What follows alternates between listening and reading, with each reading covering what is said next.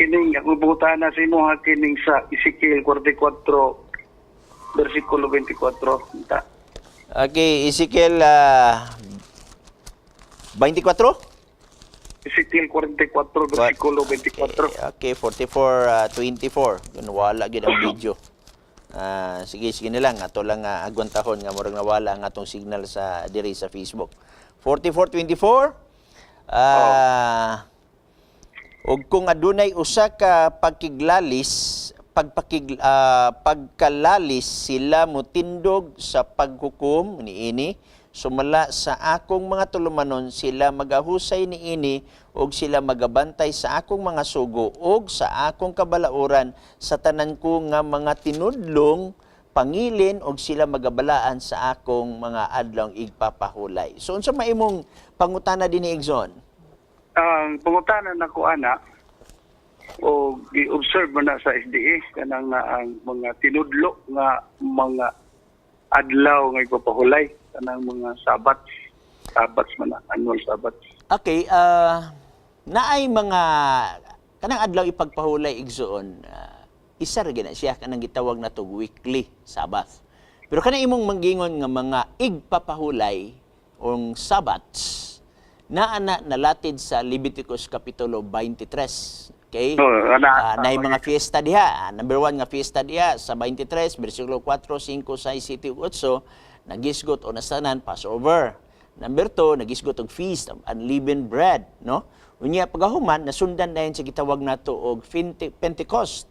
Nya mao nang gitawag nato og mga spring feast. Unya diri usab sa fall feast Igsoon ato makaplagan diha nga naay blowing of the trumpet, ang ilang pagpangilin ana Igsoon wa gi trabaho bisag isa, no? Pahulay gid sila.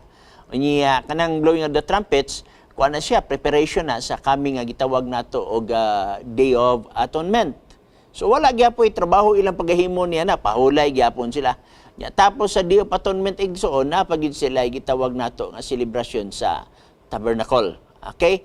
So, kana nga mga fiesta Igsoon, nahatag na siya after the fall of man. Meaning to say, kana siya gihatag sa Dios, may pamaagi ka na alang sa plano sa kaluwasan.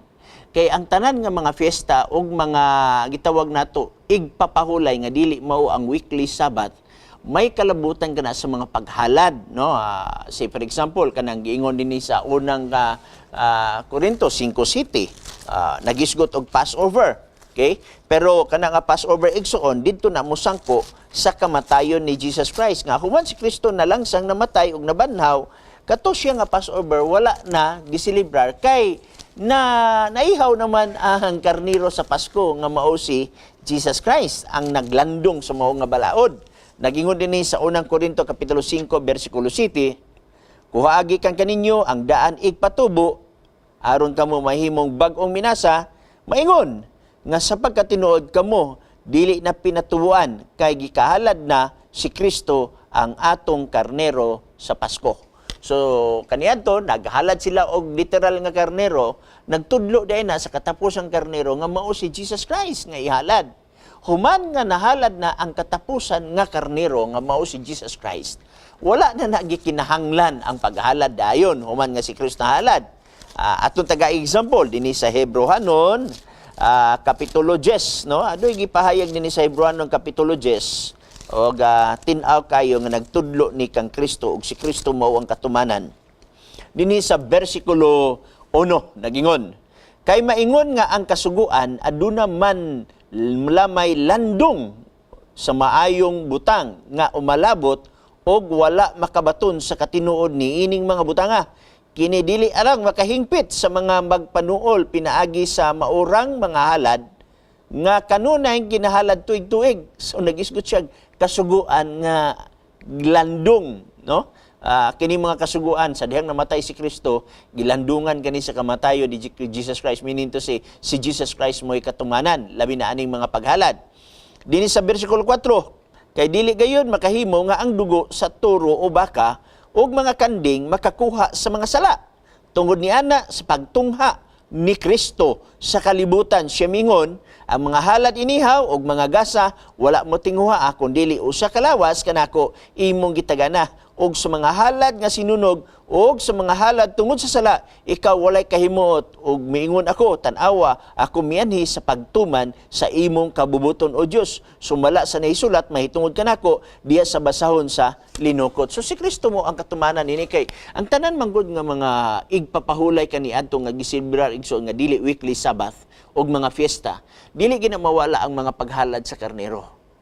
Human si Kristo nalangsang sa krus, mauna na ang katumanan sa gitawag nato Colosas 2:16 nga gisgutan dinhi, dili ni siya maong ikapito igsuon paan mga igpapahulay ni siya nga gisgutan nato sa unahan na Leviticus 23 nagingon din 16 busa ayo tuguti nga adunay magahukam kaninyo bahin sa kanunon means katong ipanghalad kaniadto og ilimnon og mahitungod sa pangilin sa bulan mga bagong subang o sa igpapahulay ang word ani na word nga adlaw ipapahulay kung imo ni basahon sa King James version ay italic ang pagasulat sa word nga adlaw kay nganuman meaning gisupply lang na siya pero ang original igsoon is sabbaths, plural ang pagasabat siya which means nagpunting dito sa Leviticus 23 og sa 17 dayon nagingon kini sila landong lamang sa butang o malabot apan ang lawas iyan ni Kristo.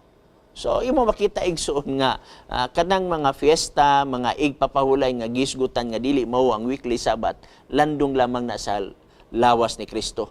Pero ang ikapito nga adlaw nga mao ang Sabat nga Sabado, wala ka na malandungi kay kanang adlaw ipagpahulay igsoon nga weekly gihatag na before the fall of men. Meaning to say, wala malambigit sa plano sa kaluwasan. Kaya nga naman, unsa may plano sa kaluwasan di nga Henesis 2, wala pa man mahulog ang tao sa sala. Ang plano sa kaluwasan dito na gisitar igsuon sa panahon nga ang tao nahulog na sa sala. Mao dito ang unang nga mga paghalad nga makaplagan nato. O ang mga halad sa mga patriarka, halad sa panahon ni Moses, o hantod sa kapadahonan nga si Kristo, igalangsang na sa cross. Okay? Nakay-follow up, Igsoon? Daghang salamat. Gapo ko'y follow up. Okay. So, deklarado jud kayo di ay nga ang SDA di ay wala day mag-exercise niya ng mga kasuguan na kanang mga adlaw papulay nga annual, no? Kanang mga annual, wala na mag-celebra ang SDA kay gignan matas Biblia nga landong na sa lawas ni Kristo.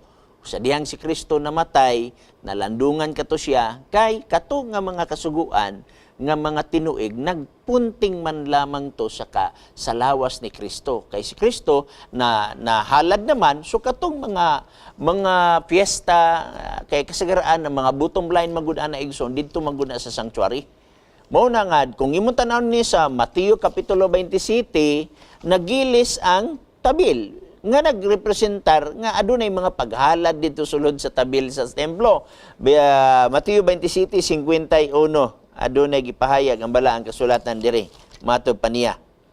Og tan-awa ang tabil sa templo nagilis sa duha ka bahin gikan sa taas ngadto sa ubos ug ang yuta mikurhog sa human nga si Kristo nalangsang sa krus sa diyang nilutok siya nga Diyos ko nganong gibiyaan mo ako og siya namatay. So nagilis ang tabil dito sa templo nga diin dito ang mga sentro sa mga serbisyo sa mga paghalad. So katong gitawag ni mga annual nga mga igpapahulay. Okay, Igsoon, salamat. Daghang salamat sa imong pagpangutan na Igsoon.